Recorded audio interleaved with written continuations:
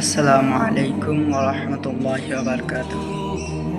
সম্মানিত দিনী বাপজি ভাইরা, সমস্ত প্রশংসা মহান আল্লাহ তাআলার জন্য।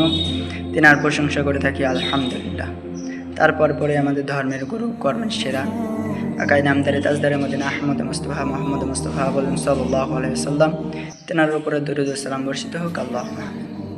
আজকে আপনাদের সম্মুখে যে একটি বিষয় নিয়ে কথা বলবো, সে বিষয়টি হলো কিয়ামতের আলামত। রাসূল সাল্লাল্লাহু আলাইহি ওয়াসাল্লাম 1450 বছর আগে বলে গিয়েছিলেন যে এমন একটি আমার উম্মত আসবে, উম্মতের জামানা আসবে, যে বড় বড় অট্টালিকা হবে, বড় বড় প্রাসাদ হবে।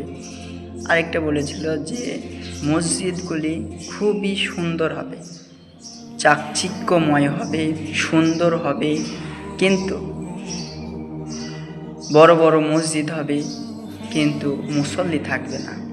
আজকে এই জামানায় সেই রাসূল সাল্লাল্লাহু আলাইহি সাল্লামের কথা বাস্তব হচ্ছে। দেখুন, যেমন ধরেন আমি নামাজ পড়তে এসেছি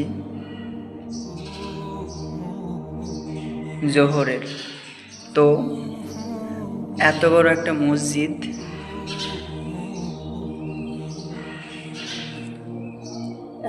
একটা মসজিদ শুধুমাত্র আমি ইমাম হলাম আর একজন ব্যক্তি এসেছিল সে নামাজ পড়ার জন্য। তাহলে আর কিয়ামতের আলামতের যে একটা নিদর্শন, যে শেষ জামানায় এরকম আলামত হবে, কিয়ামতের আলামত, তো আর বেশি দেরি নাই গো, কিয়ামতের আলামত চলে এসেছে।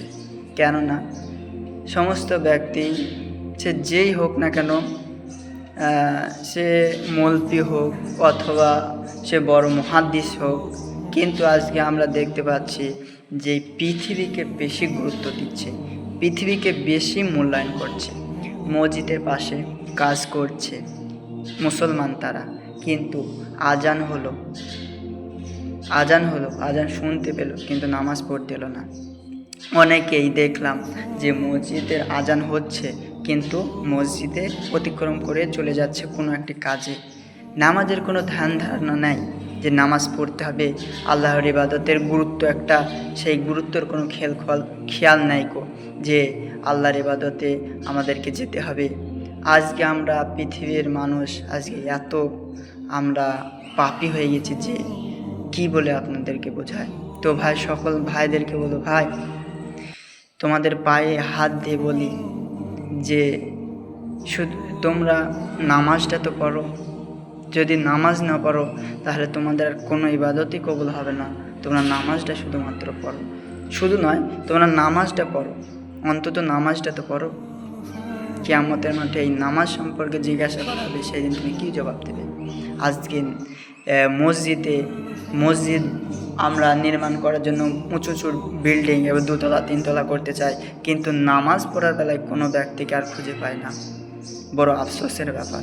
তো সকলকে বলি, ভাই তুমি মুসলিম ঘরে জন্ম লাভ করেছো, তা তুমি নামাজটা তো পড়ো। আল্লাহর কাছে গিয়ে তো তুমি কিছুটা বলতে পারবে যে আল্লাহ, আমি তোমার দরবারে আমি মাথা ঠুকেছিলাম, আমি তোমার দরবারে মাথা সেজদা দিয়েছিলাম, এটা তো বলতে পারবে।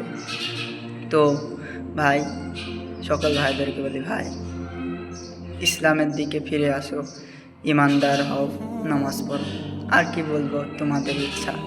যদি তোমরা নামাজ পড়ো তাহলে আল্লাহর কাছে ভালো কিছু ফলাফল পাবে, যদি নামাজ না পড়ো তাহলে বুঝতেই পারছো ভাই, এই দুনিয়া কিছুই নয়, এই দুনিয়া একবারেই ফালতু।